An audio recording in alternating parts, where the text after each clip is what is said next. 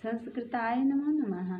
मम नाम रेणु झा, अंशकालिक सहायक प्राचार्य, नागा अर्जुन उमेश संस्कृत महाविद्यालय तरोनी दरभंगा। हम तत्रैव शिक्षकों में। तो आज पाठ्यक्रम से लाए हैं हम भारवेरर्थ गौरवम, अर्थात यह है प्रथम शास्त्री प्रथम खंड बच्चों के लिए। शीर्षक है भारवेरर्थ गौरवम, पर यह शास्त्री उपशास्त्री दोनों छात्रों के लिए उपयोगी है। यथा उत्तर, संस्कृत साहित्य में प्रत्येक कवि किसी न किसी नवीनता को लेकर के ही प्रकट हुआ है। यदि महाकवि कालिदास अपनी उपमाओं के लिए प्रसिद्ध है, तो भारवीय अर्थ गौरव के लिए अल्प शब्दों में अधिक भावों की अभिव्यक्ति अर्थात गागर में सागर भरना वाली उक्ति भारवी के काव्य में ही सफल हुई है। अतः यह उक्ति ठीक ही है कि भारवेरर्थ गौरवम। कृष्ण कवि ने इस के लिए भारवी के लिए यह भाव व्यक्त किए हैं कि अर्थात रस भाव भरती सतपथ की दीपिका की भांति भारवी की कविता कामनी सभी के लिए उपजीव्य है। तो कह रहे हैं कि इनके जो परिणाम स्वरूप जैसे कि अल्प औसत कविता प्रसंग, भारवी स्वयं ही कहीं कहीं अपनी कविता की प्रशंसा करते हुए लिखे हैं कि अल्पाक्षर में अर्थ बाहुल्य की अभिव्यक्ति ही अर्थ गौरव है तथा कवि की कविता परिणाम सुखदायी है। जैसे स्वल्प औषध बलवान रोग के निवारण में सफल हो अपने गुणों का प्रदर्शन करती है, उसी प्रकार भारती की कविता क्षतिज बालों के लिए भी परिणाम सुखद है। अर्थात बच्चों ध्यान देना, कहने का भाव है कि भारवी के कि बहुत सारे शब्द वाले अर्थ को थोड़े शब्दों में और विलक्षण भाव को उल्लिखित करते हैं, इसीलिए ये प्रशंसनीय है कि भारवेरर्थ गौरवम। फिर कह रहे हैं कि यह काव्य राजनीति प्रधान है।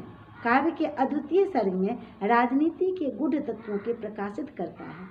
युधिष्ठिर भीम के भाषण की प्रशंसा करते हैं। इसी श्लोक में युधिष्ठिर के मुख से भीम की प्रशंसा करते हुए कवि ने अपने काव्य विषयक मान्यता को भी स्पष्ट करता है।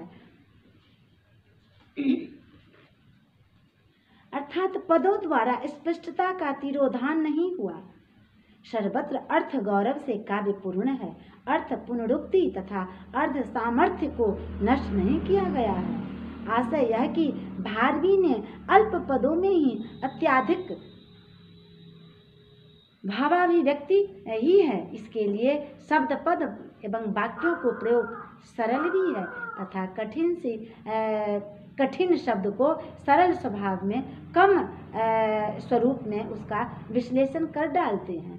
काव्य के प्रारंभिक 3 वर्ग परायण त्रय के नाम से कठिनता के कारण अभिहित किए जाते हैं। इसी कठिनता को देखकर प्रसिद्ध टीकाकार मल्लीनाथ ने इस काव्य की तुलना नारकेल फल से की है, जिसे फोड़कर ऊपरी कठोर आवरण को दूर कर मंद सुगंध एवं माधुर्यपूर्ण पौष्टिक सरल फल का सेवन किया जाता है।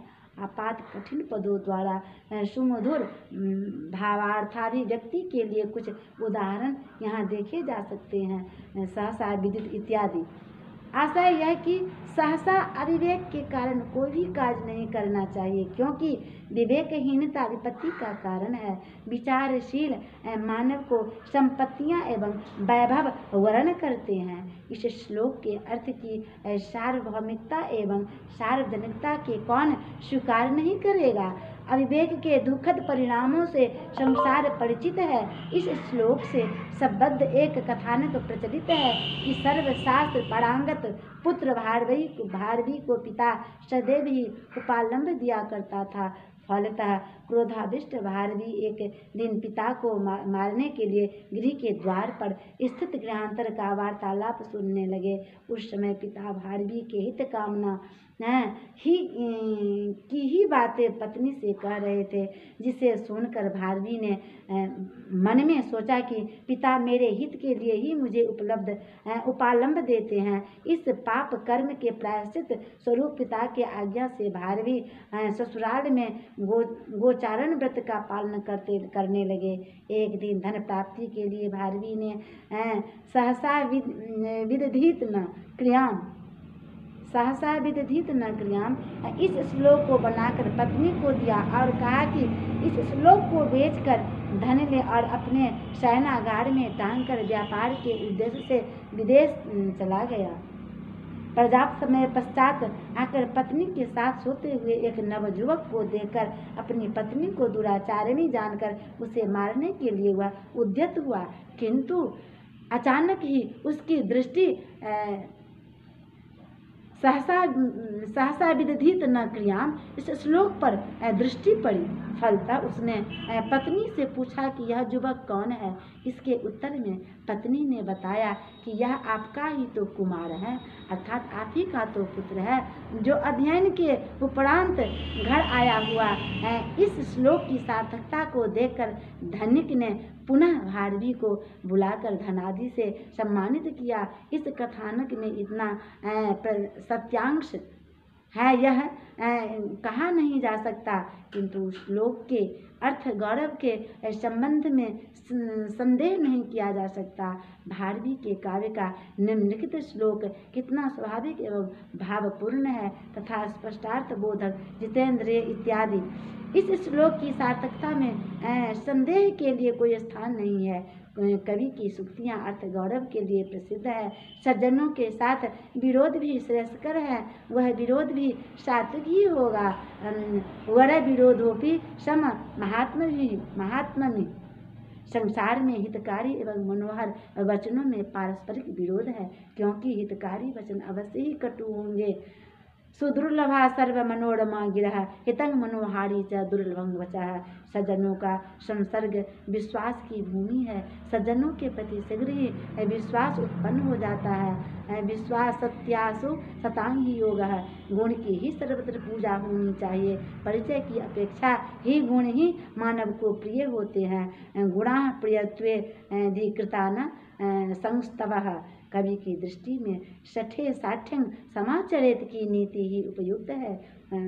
उसका कथन है कि वे मूर्ख बुद्धि वाले व्यक्ति पराभव को प्राप्त होते हैं, जो कि दुष्टों के साथ दुष्टता का व्यवहार नहीं करते हैं, क्योंकि कवच रहित वाण शरीर में प्रविष्ट हो जिस प्रकार मानव मृत्यु का कारण होता है,